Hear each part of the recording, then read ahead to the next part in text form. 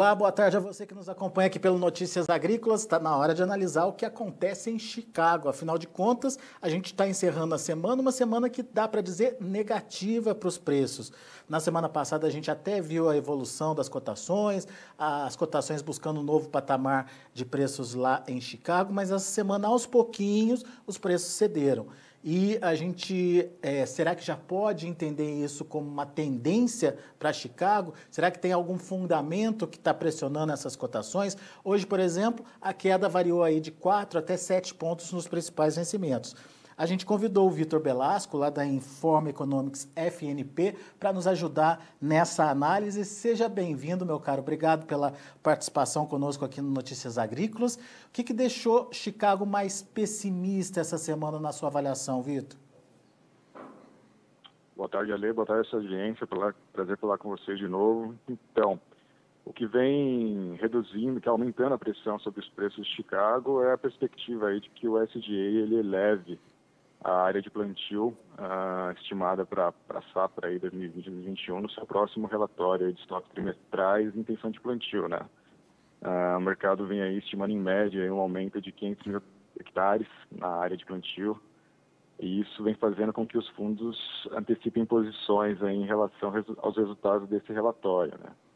E aquilo, a área maior, produção maior. Isso combinado às excelentes condições edafoclimáticas, né, que a safra dos Estados Unidos vem atravessando aí, tende aí a promover uma pressão perene aí sobre os preços de Chicago nos próximos dias.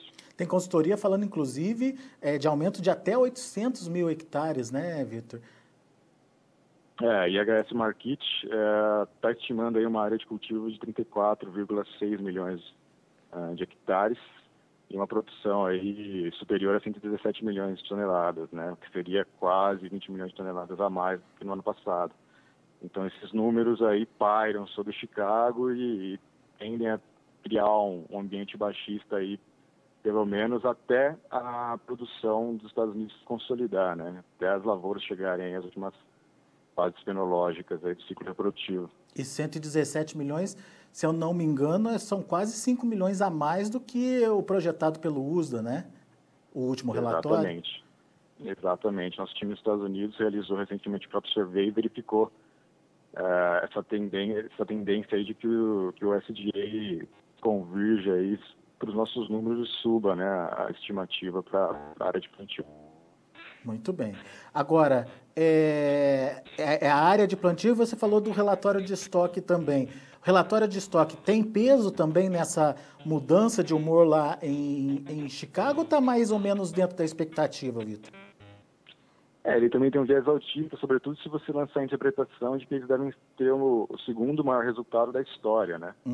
Claro que os do ano passado são imbatíveis por conta da cisão, né, da relação comercial dos Estados Unidos e China, mas os desse ano devem vir robustos ainda, né? Aí, estimativa aí de 37,8 milhões de toneladas, né, do mercado, em média. Então, também é um ponto que pode ser considerado, sim, principalmente se você lançar essa interpretação, pode ser considerado um viés de baixa, que pode estar resultando nessas quedas aí diárias. Lembrando que é um relatório de estoque físico, né? É o produto que está na mão do produtor naquele momento, certo? Isso, essencialmente é um produto que ainda não foi processado, né? 37 milhões, Vitor? 37,8. Ou seja, teria ainda bastante soja aí para ser negociada, né? Sim. Que esses estoques físicos eles podem estar tanto na mão da indústria quanto na mão dos produtores, né? Então, essencialmente aquele que não foi processado, né? Ele pode estar nos estoques, já comercializado, mas ainda não foi processado. Entendi. Mas, enfim, de qualquer forma, é um volume bastante importante aí de ser analisado. Agora, robusto. Agora, qual é a expectativa com relação à demanda chinesa? Pode melhorar? Vai melhorar? Tem que melhorar? Qual é a análise de vocês? Os números têm mostrado aí que a China vem se empenhando em cumprir o acordo comercial fase 1 com os Estados Unidos, né? O problema é que esse empenho ele se deu de maneira um pouco tardia, né, em relação ao que os próprios produtores dos Estados Unidos esperavam, né? Porque a China estava concentrada aqui na nossa soja, praticamente imbatível por conta do real depreciado aí. Mas esses volumes têm se acumulado aí, o USDA tem quase diariamente reportado vendas superiores a 100 mil toneladas de soja, e é uma questão a se acompanhar, né? Pois é. A relação da China e Estados Unidos tem sido bastante conturbada, tem uma guerra retórica ainda acontecendo. Então, como elas estão bastante aquém do ano passado, a gente vai precisar de um tempo para definir se esse é um viés baixista viés altista que vai durar por mais tempo. Pois é justamente isso que eu ia te perguntar. A semana inteira, praticamente, teve aí anúncio de 130 mil toneladas, 200 mil toneladas. Hoje mesmo teve anúncio aí de compra de 132 mil toneladas. Mas o mercado nem se mexe, né, Vitor? Pelo contrário, recua, né, quando aparece uma notícia dessa. Enfim, é ceticismo, é pequeno ainda o volume, enfim. Qual é a leitura que o mercado está fazendo? É mistura de tudo, né? É um pouco de ceticismo pela volatilidade dessa relação, né? Pelas declarações das autoridades do comércio e dos próprios chefes de Estado aí de ambos os lados.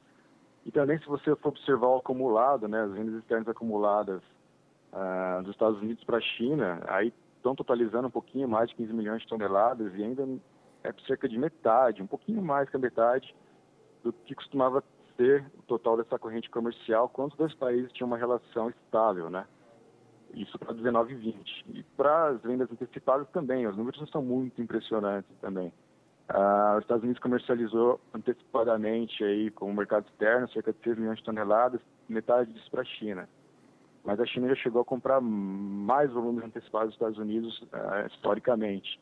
Então, embora essas informações diárias de vendas acima de 100 toneladas contenham um viés de alta importante, a análise do acumulado ela não chega a impressionar. Talvez seja por isso que o mercado não esteja respondendo com altas aí diárias em Chicago, principalmente para as posições mais curtas. Só repete para mim o volume de venda antecipada, eu acabei me perdendo aqui. 3 milhões ou 6 milhões? São 6 milhões. No total, 3 milhões disso para a China. Ok. Antecipado 2020 e 2021. Ok. 6 milhões, metade para a China. Tá. Diante desses dados, desses fundamentos, você é mais pessimista ou você é mais otimista em relação a preços lá em Chicago, Vitor? Para o contrato mais ativo, o que vai ditar realmente o rumo das cotações são as condições climáticas no meio oeste. Tá? Né? Enquanto a gente tiver 70% das lavouras em boas e excelentes condições, o que dá quase 16 pontos percentuais a mais do que no ano passado, muito próximo do recorde histórico de lavouras nessas condições nos Estados Unidos, a tendência é que os preços fiquem aí rondando os 8,50 aí como estão agora. Muito bem. Então, esse é o principal fator de precificação do momento. Temos que ficar de olho, então, no clima lá, no cinturão produtor lá dos Estados Unidos. Agora, exato. E no Brasil, Vitor? Qual é a sua avaliação e o que pode acontecer com os preços por aqui? Tem pouca soja, né? Exato. No Brasil, a tendência é que os preços aqui eles comecem a descolar um pouquinho na paridade, né? Por conta da oferta reduzida. Tem cerca aí de pouco mais de 10 milhões de toneladas de soja no mercado, que vai ser arrematado toneladas que vão ser arrematadas pelas indústrias. Então, a safra 2019 e 2020 praticamente já acabou, né, em relação às vendas externas. Agora, a execução de contrato, entrega, embarque. Em relação à comercialização, a gente já não tem tanto reporte, nossos colaboradores não reportam tantas vendas externas assim. E continuidade das vendas antecipadas da safra 2020 e 2021. Elas já estão bastante antecipadas, aí pouco mais de um terço aí da safra já foi comercializado de maneira rápida, como nunca se viu antes aqui no Brasil. Então, 19 e 20 é aquilo, indústrias adquirindo o que ficou retido no mercado doméstico, sobretudo na região sul, e produtores aí antecipando um pouco mais e em função aí também com ritmo ditado pela taxa de câmbio. Então é esse o quadro para a produção brasileira. Tá. Agora, esse pouco mais de 10 milhões de toneladas que você citou, pelo que eu entendi, vai ficar na mão das indústrias. Mas tem alguma possibilidade, na sua opinião, das exportações abocanharem aí parte desse volume, desse resto de soja? É improvável, né? Até porque a soja norte-americana, com a pressão da oferta que está para entrar da safra 2020, 2021, tende a ser imbatível, né? A competitividade da safra americana e a demanda externa já está se debruçando sobre esse grão, né? Até porque tem muito que ser comercializado nos Estados Unidos ainda. Então, a tendência é de que essa soja que não foi comercializada ainda fique em território nacional. Mas é um volume suficiente para atender a demanda interna ou vamos precisar importar? Se a produção não se revelar maior do que o que a gente vem estimando aí, né, 124 milhões de toneladas, a tendência é que a gente importe aí, sobretudo do Paraguai, aí 750 mil toneladas, 700 mil toneladas, um volume que já é recorde, né?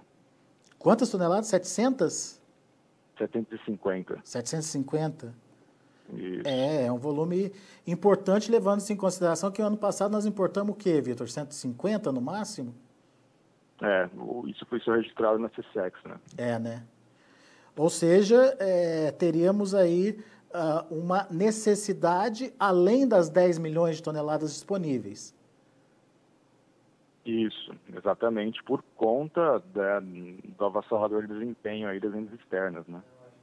Tá, mas se esse dólar melhorar, Vitor, a soja brasileira corre o risco de ficar mais competitiva que a americana e, nesse caso, China voltaria ou não mais? Já ficou para trás isso? É improvável que isso aconteça, porque, como eu te disse, né, apesar do dólar ser um fator de precificação importante, o preço nos Estados Unidos está sendo formado também através da pressão da oferta, né? Tá para entrar. E isso a gente não tem aqui no Brasil ainda, né? Por conta da própria sazonalidade da produção. Então, é muito improvável que isso ocorra. Muito bem.